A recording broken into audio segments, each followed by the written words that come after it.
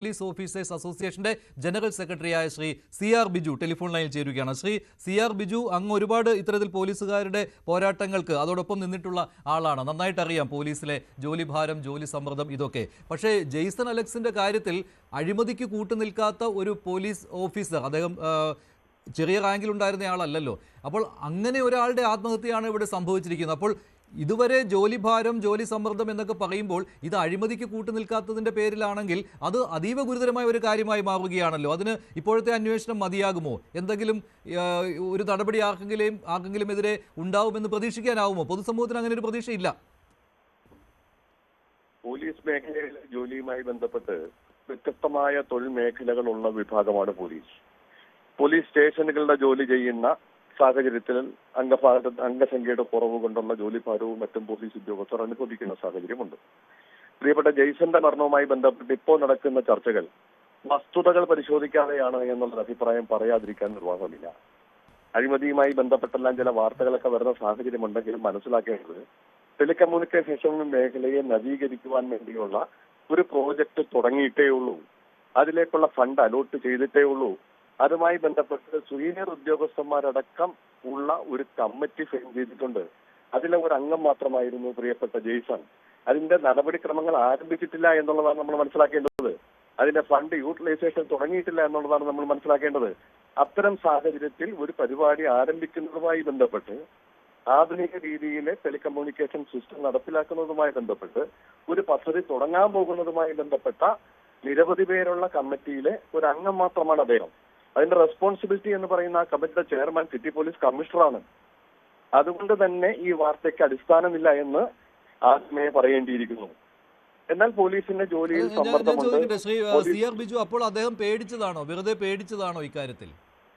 അതാ പറയുന്നത്, ഒരു മാധ്യമം വാർത്തകൾ കൊടുക്കുമ്പോൾ അതിന്റെ വസ്തുതകൾ ബോധ്യപ്പെട്ടതിന് ശേഷം മാത്രം സമൂഹ മധ്യത്തിലേക്ക് ഇത്തരം വാർത്ത കൊടുക്കണമെന്നുള്ള അദ്ദേഹത്തിന്റെ കുടുംബവുമായി അദ്ദേഹം ഇക്കാര്യങ്ങൾ പങ്കുവച്ചിരുന്നു എന്നാണ് അദ്ദേഹത്തിന്റെ അമ്മ ഇക്കാര്യം കുടുംബവുമായി ബന്ധപ്പെട്ട്, അതായത് കുടുംബവുമായി ബന്ധപ്പെട്ട് ഒന്നുകൂടി അന്വേഷിക്കൂ.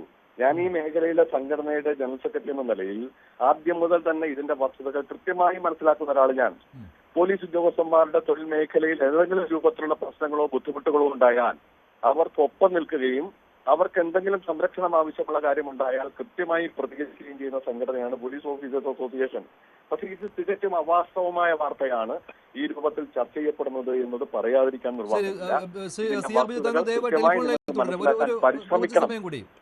ബിജു, അല്പസമയം ടെലിഫോൺ ലൈനിൽ. ഡാൻ, അപ്പോൾ കുടുംബം പറഞ്ഞത് എന്തെങ്കിലും തെറ്റിദ്ധരിച്ചിട്ടാണോ? ഇപ്പോൾ ശ്രീ CR ബിജു, അദ്ദേഹം പോലീസ് ഓഫീസേഴ്സിന്റെ പ്രധാനപ്പെട്ട നേതാവാണല്ലോ, ജനറൽ സെക്രട്ടറി ആണല്ലോ. അദ്ദേഹം പറഞ്ഞ ഈ വാക്കുകൾ അതെങ്ങനെയാണ് ഇപ്പോൾ കുടുംബം പറഞ്ഞതുമായിട്ട് ബന്ധപ്പെടുന്നില്ല, തെറ്റായി പരസ്പര വിരുദ്ധമാണ്?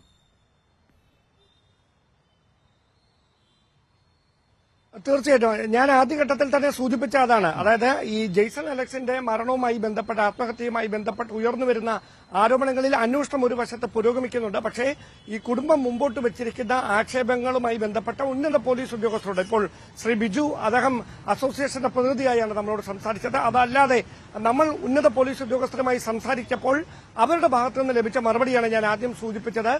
സിറ്റി പോലീസ് കമ്മീഷണറാണ് ഇതിൽ ഫൈനൽ അതോറിറ്റി. അദ്ദേഹമാണ് ഈ ഫയലിൽ ഒപ്പിടേണ്ടത്. ഒരു കാരണവശാലും ആ സമ്മർദ്ദം അദ്ദേഹത്തിലേക്ക് എത്തില്ല. എനിക്ക് ലഭിക്കുന്ന വിവരങ്ങൾ അനുസരിച്ച് നമുക്ക് കൃത്യമായി, അതായത് ഈ കേന്ദ്ര ആഭ്യന്തരമന്ത്രിയുടെ സന്ദർശനവുമായി ബന്ധപ്പെട്ട് ചില ഈ വയർലെസ് കമ്മ്യൂണിക്കേഷൻസിൽ നേരത്തെ ഉണ്ടായ പോലെ ചില അപാകതകൾ ഉണ്ടായാൽ അതിന്റെ ഉത്തരവാദിത്തം അദ്ദേഹത്തിന്റെ മേലിലേക്ക് വരുമോ എന്നൊരു അകാരണമായ ഭയം അദ്ദേഹത്തിന് കഴിഞ്ഞ ഏതാനും ദിവസങ്ങളായി ഉണ്ടായിരുന്നു. പൊതുവെ ഒരു അന്തർമുഖനായ സ്വഭാവക്കാരാണ്. നമ്മൾ നഗരത്തിൽ വെച്ചൊക്കെ കാണുമ്പോൾ മറ്റ് പോലീസ് ഉദ്യോഗസ്ഥരെ പോലെയല്ല, അദ്ദേഹം ഒരു വളരെ സൈലന്റ് ആയിട്ടുള്ളൊരു ഒരു പാവം മനുഷ്യൻ, അങ്ങനെ ഒരു ഉദ്യോഗസ്ഥനായിരുന്നു ജെയ്സൺ അലക്സ്. അങ്ങനെ ഒരു അകാരണമായ ഭയം അദ്ദേഹത്തിന് ഉണ്ടായിരുന്നു. അതാണ് ഇങ്ങനെയൊരു അപ്രതീക്ഷിതമായി അദ്ദേഹത്തിന്റെ ആത്മഹത്യയിലേക്ക് നയിച്ചത് എന്നാണ് പോലീസിന്റെ ഭാഗത്തുനിന്ന്, സ്പെഷ്യൽ ബ്രാഞ്ചിന്റെ ഭാഗത്തു നിന്നൊക്കെ ലഭിക്കുന്ന മറുപടി. അതൊരിക്കലും കുടുംബം പറയുന്ന അലിഗേഷൻസുമായിട്ട് ചേർത്ത് വെക്കാൻ കഴിയുന്നതല്ല. പക്ഷേ കൃത്യമായ അന്വേഷണം പുരോഗമിക്കുകയാണ്. CR ബിജു പറഞ്ഞതും ഉന്നത പോലീസുകാർ പറയുന്നതും ഒരേ കാര്യമാണ്, കുടുംബം പറയുന്നത് മറ്റൊരു കാര്യമാണ്. ഇത് അവരുടെ ഭാഗം ന്യായീകരിക്കുന്നതിന് വേണ്ടി കൂടി ആകാമല്ലോ. ഇപ്പോൾ ബിജുവിനെ തള്ളി പറയുകയല്ല, എങ്കിലും വിനോദ്,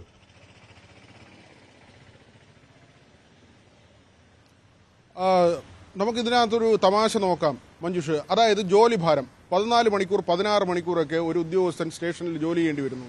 ഇവരെന്താ ചെയ്തത്? യോഗ പഠിപ്പിക്കുന്നു, അല്ലെങ്കിൽ അവർക്ക് കൗൺസിലിംഗ് നൽകാമെന്ന് പറയുന്നു. ഇത് എപ്പോഴാണ്? ഈ ഡ്യൂട്ടി സമയത്തല്ല. 8 മണിക്ക് ഡ്യൂട്ടിയിൽ പ്രവേശിക്കേണ്ട ഉദ്യോഗസ്ഥൻ പുലർച്ചെ 6 മണിക്ക് വരണം ഈ യോഗ ക്ലാസ്സിൽ പങ്കെടുക്കാൻ. അതായത് ഈ 12-14 മണിക്കൂർ ജോലി ചെയ്യുന്ന ആൾ വീണ്ടും 2 മണിക്കൂർ നേരത്തെ വന്ന് ഈ യോഗയിലോ അല്ലെങ്കിൽ ഈ പറയുന്ന കൗൺസിലിങ്ങിനോ പങ്കെടുക്കേണ്ട സാഹചര്യം. അതായത് ഇവരെ സഹായിക്കാൻ, ഇവരെ മാനസികമായി സമാധാനപ്പെടുത്താൻ വേണ്ടി വീണ്ടും മണിക്കൂറുകൾ വീട്ടിലോ കുടുംബാംഗങ്ങൾക്കൊപ്പമോ ചെലവഴിക്കാൻ കഴിയാതെ ഇവരെ ഈ കേന്ദ്രത്തിലേക്കോ സ്റ്റേഷനിലേക്കോ കൊണ്ടുവരുന്ന ഒരു രീതി. ഇങ്ങനെയാണ് ഇവരെ പ്രശ്നം പരിഹരിക്കാൻ പദ്ധതി ആസൂത്രണം ചെയ്യുന്നത്. അവിടെയാണ് ഈ പ്രശ്നം. 5.5 വർഷത്തിനിടയിൽ 90 പേരാണ് ആത്മഹത്യ ചെയ്യുന്നത്. ഇതിൽ CA റാങ്ക് തൊട്ട് താഴോട്ടുള്ള ഉദ്യോഗസ്ഥരുണ്ട്, അതിൽ വനിതാ പോലീസുകാരുണ്ട്. അവിടെയെല്ലാം പറയാനാണെങ്കിൽ ഒരുപാട് ന്യായീകരണങ്ങൾ ഉണ്ടാവും. നമുക്കറിയാം, നേരത്തെ VIP സന്ദർശനം തിരുവനന്തപുരത്ത് ഉണ്ടായപ്പോൾ വയർലെസ് സന്ദേശങ്ങൾ ചോർന്നു എന്ന പേരിൽ പോലീസുകാർക്കെതിരെ നടപടിയെടുക്കുന്നു. അല്ലെങ്കിൽ ഈ സ്വകാര്യ കമ്പനി, കരമനയിലെ ഒരു സ്ഥാപനം ഇങ്ങനെ വയർലെസ് ഉപയോഗിക്കുന്നുണ്ട്. അവർക്ക് അവരുടെ സെറ്റിലൂടെ ഈ സന്ദേശങ്ങളെല്ലാം കിട്ടുകയാണ്. ഇവിടെ പ്രധാനമന്ത്രി വന്നാൽ, രാഷ്ട്രപതി വന്നാൽ, കേന്ദ്ര ആഭ്യന്തരമന്ത്രി വന്നാൽ, അങ്ങനെ ഏറ്റവും പ്രധാനപ്പെട്ട ആളുകൾ വരുമ്പോൾ ഇവിടെ ഈ കല്യാണ മണ്ഡപത്തിൽ വയർലെസ് സെറ്റുമായി നിൽക്കുന്ന ആളുകൾക്ക് സെയിം വേവിൽ അവിടെ സന്ദേശങ്ങൾ കിട്ടുന്നു. ഇത് ടെലികമ്മ്യൂണിക്കേഷനുമായി ബന്ധപ്പെട്ട് നമ്മൾ റിപ്പോർട്ട് ചെയ്തിട്ടുള്ള വാർത്തയാണ്. അതിൽ ഒരു മാറ്റം വരുത്താൻ ഇതുവരെ കഴിഞ്ഞിട്ടില്ല. ഈ ഉദ്യോഗസ്ഥരുടെ മേൽ സമ്മർദ്ദമാണ്. ഈ വിവരം ചോർന്നാൽ, അങ്ങനെ ആർക്കെങ്കിലും കിട്ടിയാൽ ആ ബന്ധപ്പെട്ട ഉദ്യോഗസ്ഥരെതിരെ നടപടിയെടുക്കുക, PR നൽകുക, ഇൻക്രിമെന്റ് തടയുക, അയാൾക്ക് കാരണം കാണിക്കൽ നോട്ടീസ് കൊടുക്കുക. ഇങ്ങനെ താഴേക്കിടയിലെ ഉദ്യോഗസ്ഥരെ എല്ലാ കാലവും പീഡിപ്പിക്കുന്ന ഒരു സംവിധാനം നിലനിൽക്കുന്നുണ്ട് എന്നത് വസ്തുതയാണ്. ഭയന്നാണ് ആൾക്കാർ ജോലി ചെയ്യുന്നത്. ബൂട്ട് കെട്ടാൻ പറ്റാതെ വഞ്ചിയൂർ സ്റ്റേഷനിലെ ഒരു വനിതാ പോലീസുകാരി കാലിൽ മുറിവുണ്ടായിട്ട് അവിടെ ആൾക്ഷാമം കാരണം പിങ്ക് പോലീസിൽ പോകണം, അവർക്ക് കൺട്രോൾ റൂം ഡ്യൂട്ടിയുണ്ട്, മറ്റ് കോടതി ഡ്യൂട്ടിയുണ്ട്. ഇങ്ങനെ പല ആവശ്യങ്ങൾക്കായി ആളുകളെ വിടുകയാണ്, ഉദ്യോഗസ്ഥരെ വിടുകയാണ്. കാലിൽ പരിക്ക് പറ്റിയിട്ട് ബൂട്ട് അവർക്ക് കെട്ടാൻ പറ്റുന്നില്ല. അവർ വെറും കാലോടുകൂടി പ്രതിയുമായി മെഡിക്കൽ പരിശോധനയ്ക്ക് ജനറൽ ആശുപത്രിയിൽ വരുന്ന ദൃശ്യങ്ങൾ സഹിതം നമ്മൾ റിപ്പോർട്ട് ചെയ്തതാണ്. എന്താണ് ഈ ബന്ധപ്പെട്ട ഉത്തരവാദിത്തപ്പെട്ട സംഘടനാ നേതൃത്വം നടത്തുന്നത്? അല്ലെങ്കിൽ ചർച്ചകൾ വാർത്തകളാണ് ഇതൊക്കെ. അപ്പോൾ ആത്മഹത്യ സംഭവിക്കുമ്പോൾ ഓരോന്നിനും ഓരോ കാരണം പറഞ്ഞുകൊണ്ട് കൈയൊഴിയുന്ന ഒരു നിലപാടിലേക്ക് വരുന്നുണ്ട്. അന്വേഷണം നടക്കാറുണ്ട് പലതിലും, പക്ഷെ ഫലമുണ്ടാകാറില്ല. ശ്രീ CR ബിജു, അല്ല, നിങ്ങളിപ്പോ എന്നോട് ചോദിച്ചത് ജെയ്സന്റെ ആത്മഹത്യയുമായി ബന്ധപ്പെട്ട വിഷയമാണ്. ആ മരണം ഞങ്ങളെയൊക്കെ വളരെ വേദനിപ്പിക്കുന്നുണ്ട്. നേരത്തെ നിങ്ങൾ പറഞ്ഞതുപോലെ ഏറ്റവും സംശുദ്ധനും സത്യസന്ധനും ഒരു നിഷ്കളങ്കനുമായ ഒരു ഉദ്യോഗസ്ഥനാണ് ശ്രീ ജെയ്സൺ. അദ്ദേഹത്തിന്റെ വേർപാട് വളരെയധികം വേദനിപ്പിക്കുന്ന ഒരാൾ കൂടിയാണ് ഞാൻ. വ്യക്തിപരമായി അടുത്തറിയുന്ന ഒരാൾ കൂടിയാണ്. പക്ഷെ അതും ജനറൽ ആയിട്ടുള്ള ഇഷ്യൂസ് ഓർത്തിണക്കിക്കൊണ്ടായിരിക്കരുത് ചർച്ച ചെയ്യപ്പെടേണ്ടത്. ആ വിഷയം ചർച്ച ചെയ്യുമ്പോൾ അതിനെക്കുറിച്ചുള്ള അഭിപ്രായമാണ് ഞാൻ പറഞ്ഞത്. തീർച്ചയായിട്ടും പ്രവർത്തനം ആരംഭിക്കാൻ പോകുന്ന ഒരു പദ്ധതിയിലെ അഴിമതി എന്ന രൂപത്തിൽ ചിത്രീകരിച്ചുകൊണ്ട് എന്തൊക്കെയോ ആണ് ഇതിനകത്ത് നടക്കുന്നത് എന്ന ഒരു പൊതുചിത്രം മാധ്യമങ്ങളിലൂടെ പൊതുസമൂഹത്തിന് മുമ്പിലേക്ക് കൊടുക്കുന്നതിനെതിരായിട്ടാണ് ആ അഭിപ്രായം ഞാൻ രേഖപ്പെടുത്തിയത്. ശരിക്കൊപ്പം നിൽക്കേണ്ടവരാണ്. ഇപ്പൊ മറ്റു കാര്യങ്ങൾ ഇവിടെ സൂചിപ്പിച്ചതുപോലെ പോലീസിംഗുമായി ബന്ധപ്പെട്ട് ജോലിഭാരം പോലീസ് അനുഭവിക്കുന്നുണ്ട്. പല രൂപത്തിലുള്ള സാഹചര്യങ്ങൾ നമ്മൾ അനുഭവിക്കുന്നുണ്ട്. അത് അംഗബലത്തിന്റെ കുറവുകൾ കൂടിക്കൊണ്ടാണ്. പക്ഷെ അംഗബലം ഘട്ടഘട്ടമായി കൂടിക്കൂടി വരുന്ന സാഹചര്യമുണ്ട്. ആ ജോലിഭാരം ലഘൂകരിക്കാനും പോലീസുകാർക്ക് സ്വതന്ത്രമായി, നിഷ്പക്ഷമായി, അതുപോലെ തന്നെ സമയബന്ധിതമായി ജോലി ചെയ്യാൻ കഴിയുന്ന ഒരു സാഹചര്യം ഉണ്ടാക്കാനുള്ള വലിയ പരിശ്രമം നടന്നു. ശരി, ശ്രീ CR ബിജു, ഒരു കാര്യം കൂടി ചോദിക്കട്ടെ. ഇപ്പോൾ ജെയ്സന്റെ കുടുംബം ഇങ്ങനെ ഒരു പരാതി പറഞ്ഞപ്പോൾ ഇത് അന്വേഷണ പരിധിയിൽ വരുന്നില്ല. ഇപ്പോൾ മുൻവിധിയോടെ ഇപ്പോൾ ബിജു തന്നെ സംസാരിച്ചപ്പോൾ പറയുന്നു ഇതല്ല ആത്മഹത്യക്ക് കാരണം, അങ്ങനെ ഒരു സംഭവമേ സാധ്യതയില്ല എന്ന്. അപ്പോൾ കുടുംബത്തിന്റെ പരാതി ആവിയായി എന്ന് തന്നെയല്ലേ? സ്വാഭാവികമായും സ്വന്തം കുടുംബാംഗം അല്ലെങ്കിൽ മകൻ നഷ്ടപ്പെടുമ്പോൾ അമ്മയുടെ ഭാഗത്തുനിന്നുണ്ടാകുന്ന പ്രതികരണം ഒരു അമ്മ എന്ന നിലയിൽ അവർക്കറിയാവുന്ന കാര്യങ്ങളോ പറഞ്ഞു കേട്ട അറിവോ പങ്കുവച്ച അറിവോ വെച്ചുകൊണ്ടൊക്കെ സ്വാഭാവികമായും പറഞ്ഞിട്ടുണ്ടാവാം. പക്ഷെ നിങ്ങൾ മനസ്സിലാക്കേണ്ടത് ആ പ്രിയപ്പെട്ട ജെയ്സന്റെ പോസ്റ്റ്മോർട്ടം കഴിഞ്ഞതിന് ശേഷം പോലീസ് സംവിധാനത്തിലെ ഉദ്യോഗസ്ഥരടക്കം ആ ബോഡി ഏറ്റെടുത്ത് അവരുടെ ജോലി ചെയ്ത സ്ഥലത്തിൽ പൊതുദർശനത്തിന് വെച്ച് കുടുംബാംഗങ്ങൾക്കൊപ്പം ആ വീട്ടിൽ കൊണ്ടുപോയി ഭംഗിയായി കാര്യങ്ങൾ നിറവേറ്റുന്ന സാഹചര്യം ഉണ്ടായി.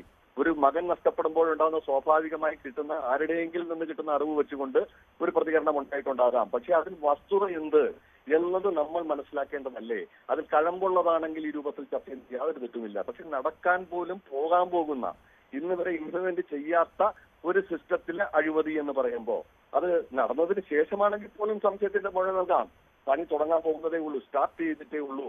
ആ സാഹചര്യത്തിൽ ഈ നേരത്തെ നിങ്ങൾ സൂചിപ്പിച്ചതുപോലെ വല്ലാതെ ഭയപ്പെടുത്തുന്ന അല്ലെങ്കിൽ ആശങ്കപ്പെടുത്തുന്ന ടെൻഷൻ അനുഭവിക്കുന്ന ഒരു ക്യാരക്ടർ അദ്ദേഹത്തിന്റെ ഭാഗത്തുനിന്നുണ്ടായത് കൊണ്ടാവാം അങ്ങനെ സംഭവിച്ചത് എന്ന് തന്നെയാണ് ഞാൻ സത്യസന്ധമായി അമ്മ പറഞ്ഞ കാര്യം ഒന്നോടെ ജെയ്സന്റെ അമ്മ പറഞ്ഞ കാര്യം ഒന്ന് കേട്ടു നോക്കാം. ജെയ്സന്റെ അമ്മയുടെ വാക്കുകളിലേക്ക് ഒരിക്കൽ കൂടി. ഈ 6 കോടിയുടെ പ്രോജക്റ്റ് അത് മോഡിയിൽ നിന്ന് പ്രഷറുണ്ട്, അത് ഓക്കെ ആണെന്ന് ഒപ്പിട്ട് കൊടുക്കണമെന്ന്. അവൻ ഒപ്പിട്ട് കൊടുത്തില്ല. അതിന് മോഡിയിൽ നിന്ന് പ്രഷറുണ്ട്. എന്താ കാര്യം ഒപ്പിട്ട് കൊടുക്കാത്തത്? അത് ശരിയല്ല. അത് ശരിയായിട്ടുള്ള എന്താ ചെയ്തിരിക്കുന്നത്? വെളിയിൽ നിന്നൊരു ഒരു ഒരു പ്രൈവറ്റ് കമ്പനിക്കാർ വന്ന് ചെയ്യുന്നുണ്ട്, ഇവരെ ഹെൽപ്പ് ചെയ്യാൻ വരുന്നുണ്ട്. അപ്പോൾ അവരിതെങ്ങനെയെങ്കിലും ആക്കി കൂട്ടി ഇട്ട് കൊടുത്തുകൊണ്ട് കാശ് മത്സ്യം പോകും. അപ്പോൾ അതെല്ലാം ഇവൻ്റെ തലയിൽ വരും. ശ്രീ CR ബിജു, അന്തരീക്ഷത്തിൽ നിന്ന് ആ അമ്മ ഉണ്ടാക്കിയെടുത്ത വാചകമാണെന്ന് തോന്നുന്നില്ല കേട്ടോ. അതായത് ഞാൻ ഒന്നുകൂടി പറയുന്നു, ഈ പറയുന്ന പദ്ധതി തുടങ്ങിയിട്ടില്ല.